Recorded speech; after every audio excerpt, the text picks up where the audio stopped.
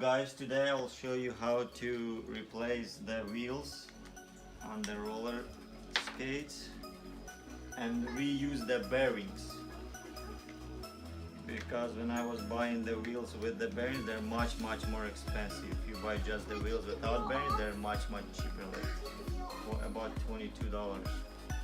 So first, wait. First you unscrew the wheel, and then you can use the, can you see the Allen key with the hook, and then you kind of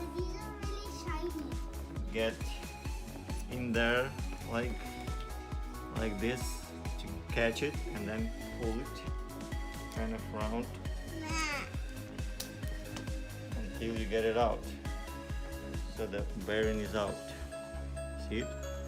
And then you can use the existing what is it called, put it on a Allen key and use it to push out the other side like this.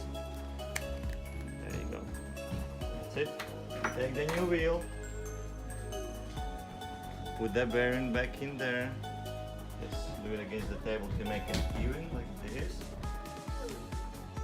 So one is in. Make sure you don't forget the spacer. Just throw it in there, kind of line it up.